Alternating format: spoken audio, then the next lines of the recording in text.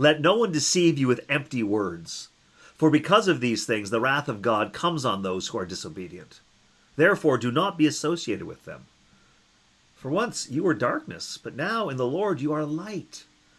Live as children of light, for the fruit of the light is found in all that is good and right and true. Try to find out what is pleasing to the Lord. Take no part in the unfruitful works of darkness, but instead expose them. For it is shameful even to mention what such people do secretly. But everything exposed by the light becomes visible. For everything that becomes visible is light. Therefore it says, sleep or awake, rise from the dead, and Christ will shine on you. Paul seems to be speaking with a certain amount of authority and anger. I mean, I don't know how to read these words softly. I don't know that I can say, let no one deceive you with empty words. For because of these things, the wrath of God comes on those who are disobedient. No, you don't say wrath in a soft way. This is, let no one deceive you with empty words. For because of these things, the wrath of God comes on those who are disobedient. I can remember a friend who would make a very convincing case that Paul's issue was anger.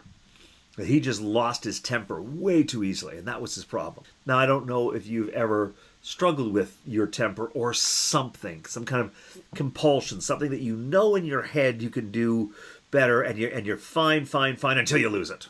Now, I think it might be other issues for Paul, but the thing is that he is really leaning into the people because he needs to lean into himself and say, do not be associated with them. If you're trying to get sober, you're trying to get off drugs, off alcohol, whatever that is, you can't be associated with those people.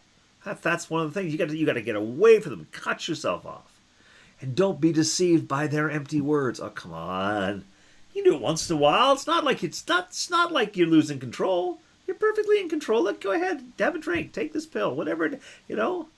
Those are the empty words. Right now, I don't know that those words lead to the wrath of God. When we get fooled by them, when we follow them, yeah, they can lead to our ruin, our devastation, but that's us. God isn't out to get us because we gave in to those words. If you're a chronic philanderer, I'm not sure that means that God is angry at you. I think that your life is going to fall apart because you don't know how to have trusting relationships. You don't know how to develop real intimacy, all sorts of things that are just their punishment right there. For once you were in darkness, now in the Lord you are light, so live as children of the light. For the fruit of light is found in all that is good and right and true. Take no part in the unfruitful works of darkness, but instead expose them, for it's shameful even to mention what such people do secretly. We use lots of images, and we've developed them over thousands of years, where the light is good and the darkness is bad. Where the light, if we're drawing it, is white, and the darkness, if we're drawing it, is black.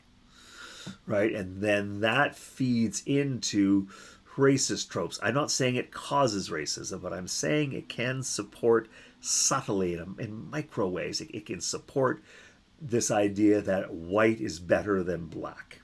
But for Paul, there were parts of his life that he kept hidden and in the shadows, which, by the way, is an expression that I use quite often instead of in the dark, in the shadows. And so he's trying to reject that, and living in the light, living where people can see you, means you're not ashamed of what you're doing. Sleepers awake, he says at the end, rise from the dead, and Christ will shine on you. I think that he feels that life separate from Christ, it's a life, but it's a lesser life, and it's so much lesser, it's as if you were dead. That's what Paul is feeling, and that, I think, is true to Paul's experience. That's how it feels for him. Paul's not going to calm down. Sleepers awake, rise from the dead. I didn't know I was dead. Oh, no, trust me, you were dead, because I lived like you did, and now, oh my God, my life is so much better. Paul can't stop talking about it, but that's when I think he rolls in whatever his issues are, and so suddenly we're being told that fornicators and idolaters, no room for them. Because Paul has no room for that anymore in his life, and it's, when I say it's a constant battle, I don't mean that he has to sweat it out every day, but he's got to work at it every day.